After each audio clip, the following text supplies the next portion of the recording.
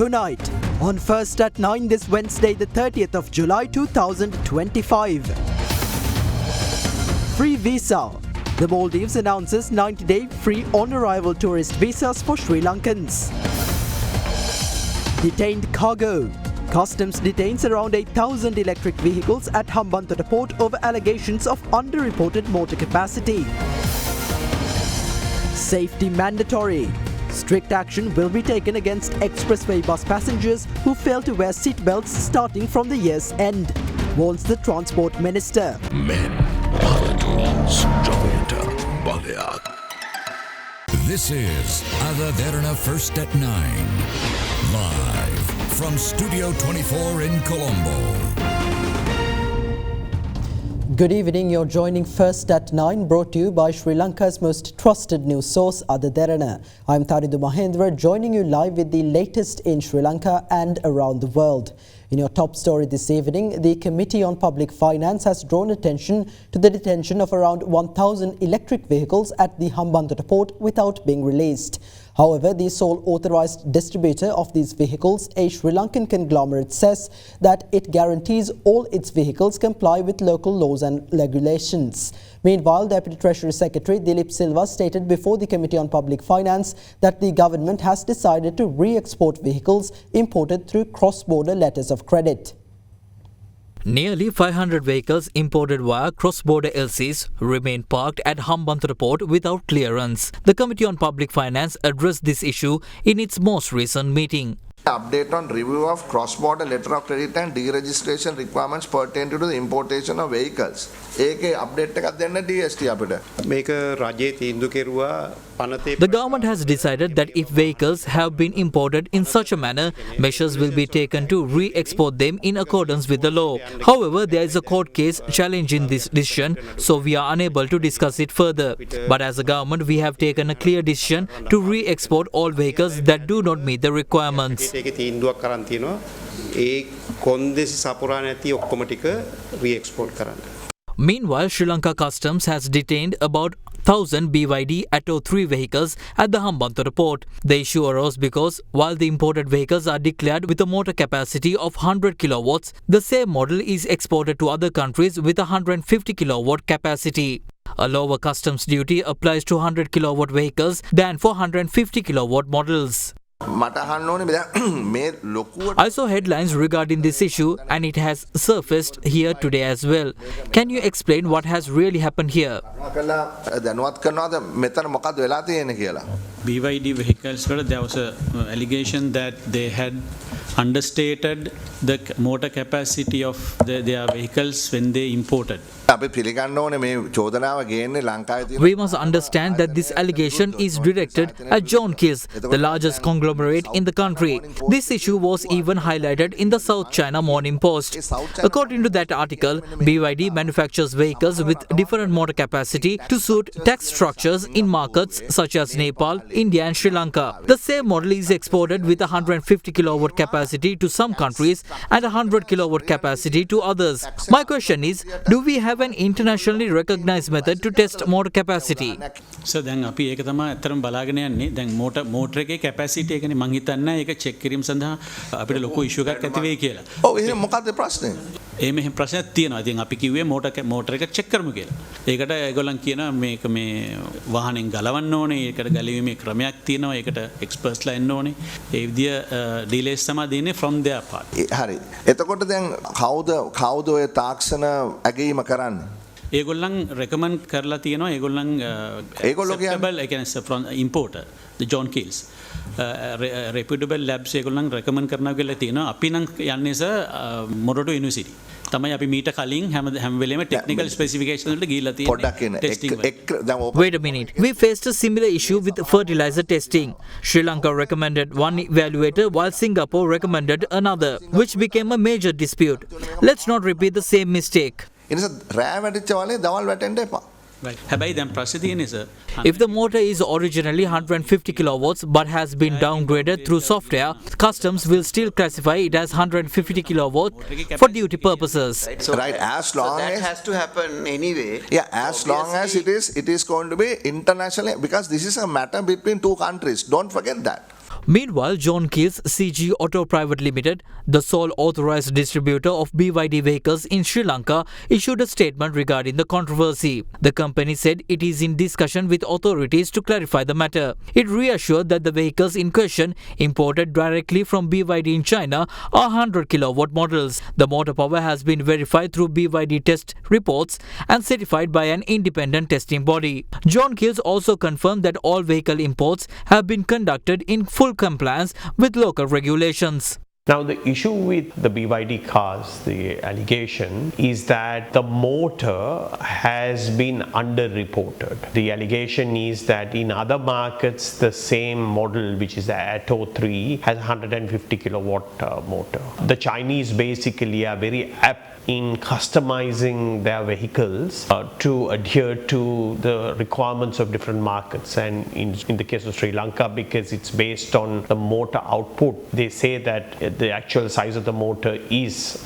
below 100 kilowatts. So in this particular case, the company, the distributor, which is a joint venture between John Keels and Chowdhury Group, has come out and stated that it is not a software adjusted feature, but it is the hardware itself that is being downrated to 100 kilowatts, and it is completely wrong to base a quantity tax on motor output. A much better way to do it is something called gross carrying weight. The basis of the quantity tax is flawed of using motor output, and I advocate that gross carrying weight, which is the unladen weight of the vehicle plus the passenger, is a much better way to Crunchy goodness for hunger on the go.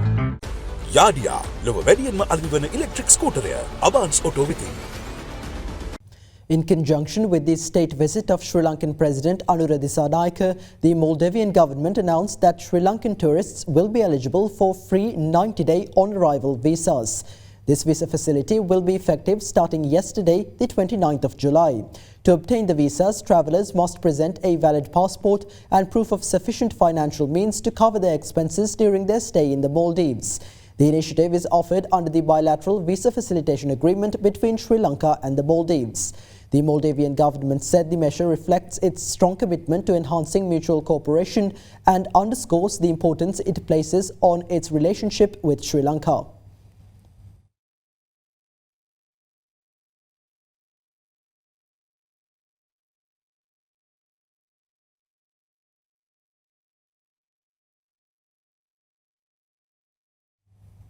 Minister of Transport, Highways, Ports and Civil Aviation Bimal Ratnaik asserts that strict action will be taken against passengers of expressway buses who do not wear seat belts starting from December 31st. Meanwhile, a special WhatsApp number has been introduced for passengers, drivers and conductors to lodge complaints and concerns related to transportation. A district transport coordinating committee was established yesterday in Galle by the Ministry of Transport. A number of issues concerning the transport sector were discussed at the meeting. We have presented a road safety plan for the years 2025 and 2026. In fact, it will be renamed the Transportation Safety Plan. 3 factors are essential for people to travel on roads safely. Roads of good quality, safe vehicles and the behavior of the people are important. All 3 go hand in hand. Let's work hard to achieve that goal. One of the key aspects of the plan is seat belts. Wearing seat belts has been mandatory since 2011, but nobody adheres to that law. People travel on expressways without wearing seat belts. It will be mandatory for all passengers traveling on expressway buses to wear seat belts from December 31st. Seat belts are installed in all expressway buses. We will enforce the law against those who do not adhere to that regulation and either prohibit the vehicle from traveling on expressways or cancel their licenses. If 25 people are admitted to a rural hospital following such an accident, the hospital will run out of medical supplies for a month. Then a whole village will pay the price for the reckless actions of a few. Meanwhile, a new WhatsApp number has been introduced for all stakeholders of the transport sector to exchange information with each other. Passengers, bus drivers and conductors will be able to lodge complaints and concerns through 071 259 5555, which the National Transportation Committee will resolve. Officials of the National Transport Commission pasted stickers on buses today to inform the public of the new initiative. Apico Next Gen. Make the leap to faster sleep. හොඳම phone එකක් ගන්න. ළඟම අපාන්ස් එකට යන්න. Opposition leader Sajith Premadasa has unveiled a 10-point action plan to address the ongoing human-elephant conflict. He outlined the proposal during an official statement delivered to the media. A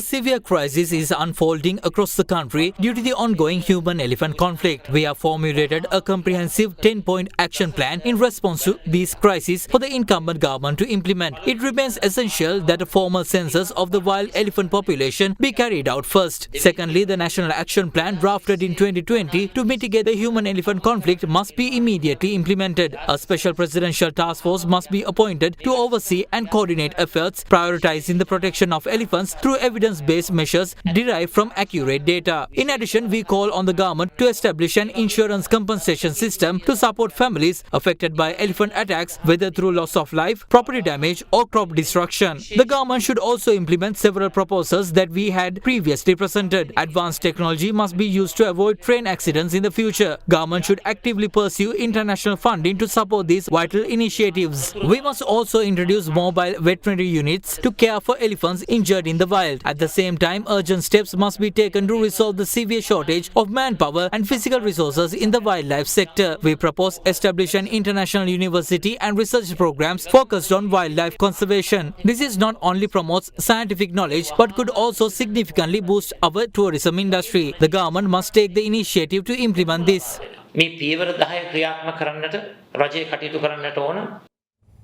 The Kandy Asala Perahara, a centuries-old cultural and religious spectacle, commenced today with great reverence and grandeur. Marking the beginning of the Asala Perahara festivities, the first Kumbal Perahara set off on its ceremonial procession through the city streets precisely at the auspicious time of 7:05 p.m. this evening.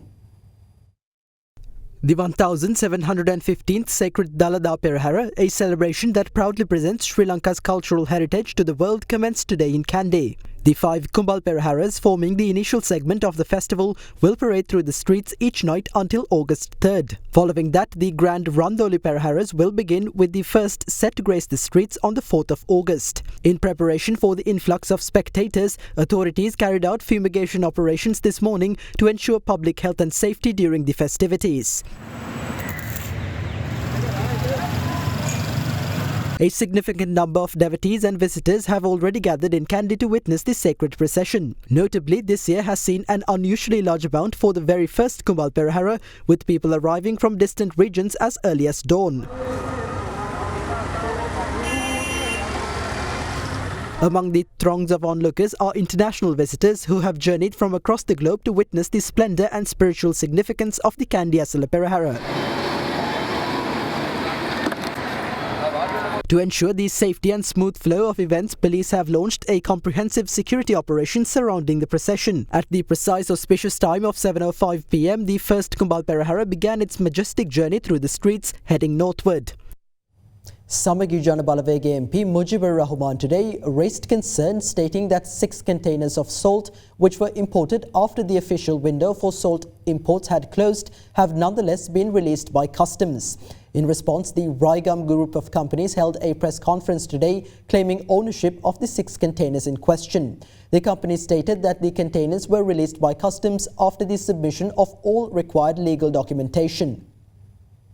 The President issued a gazette on the 19th of May granting permission to import salt until the 10th of June. Yet today, nearly a month later, around 400 containers of imported salt remain stuck at the port. Customs officials have clearly stated that all 400 containers arrived after the gazette was issued. And yet only 6 of those containers have been released so far between the 12th and 15th of June. According to reports, even these 6 arrived with the gazette was published. So the question is, how is it that only these 6 containers were released? This is the same president who came into power promising to dismantle the corrupt economic system. We are currently witnessing the government perpetuating a system even worse than those of previous administrations, with a group of allies that seems to be bigger than those of previous presidents. All of them spend more of their day at the presidential secretariat. So tell us, who does these 6 containers belong to? We submitted an RTI request into the SDC seeking information. Believe me when I say this, it has now been over a month and a half and we have received nothing nothing in return. You see the transparency of Anura Kumara. When he was in the opposition, he talked as though he was so transparent. Where is that transparency today?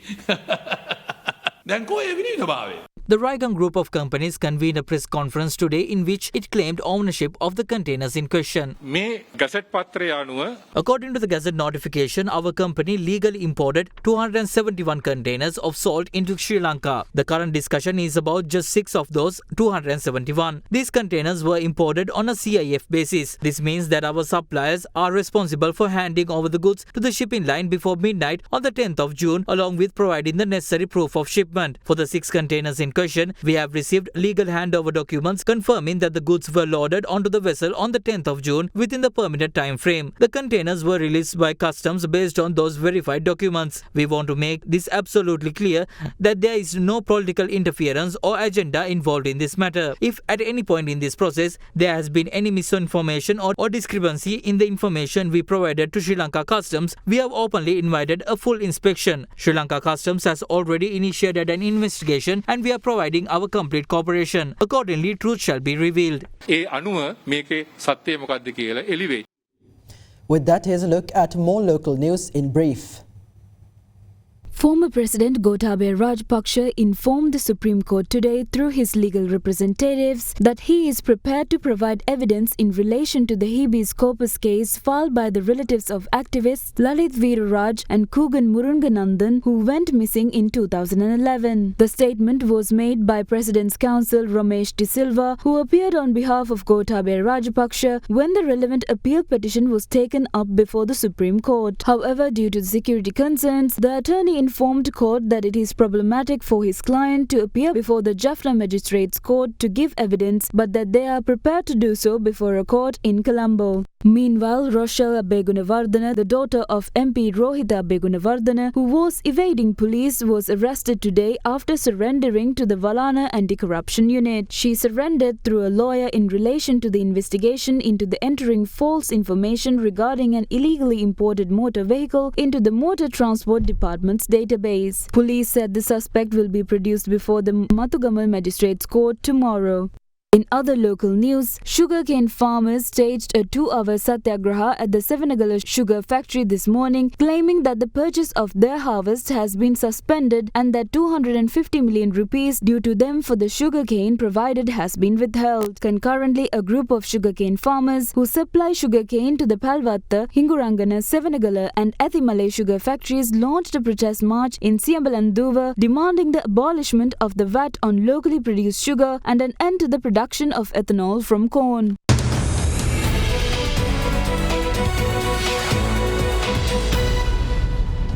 Welcome back. National carrier Sri Lankan Airlines was named the best airline for South Asia at the International Tourism Conclave and Travel Awards in New Delhi, India.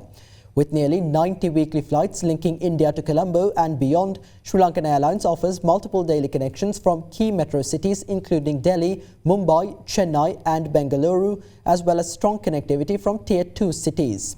The airline operates 8 weekly flights from Tiruchirappalli, 6 from Madurai and 4 each from Hyderabad and Thiruvananthapuram. The air carrier also offers holiday packages and special promotions such as the highly successful Ramayana Trail campaign, which showcases legendary sites from the Ramayana epic. Additionally, Sri Lankan Airlines caters to business travellers with comprehensive MICE solutions and offers tailor-made services for couples planning destination weddings in Sri Lanka.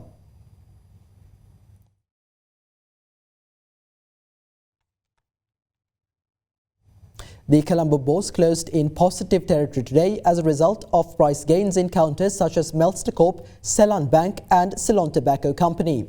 The all share price index gained 0.17% to close at 19,566.15, while the more liquid S&P Sri Lanka 20 lost 0.01% to close at 5,751.66.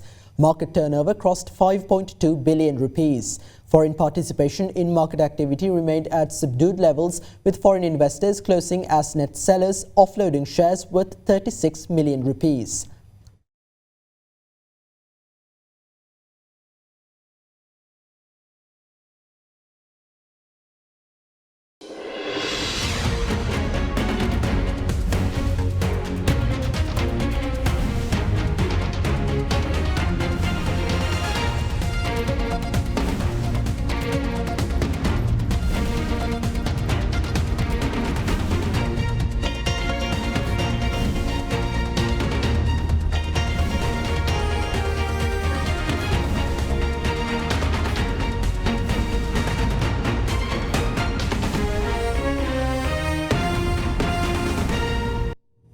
In international economic developments, US President Donald Trump announced a 25% tariff on goods imported from India starting tomorrow and an unspecified penalty for trading with Russia. Meanwhile, the United States and China have agreed to work on extending the deadline for new tariffs on each other after 2 days of trade talks in Stockholm.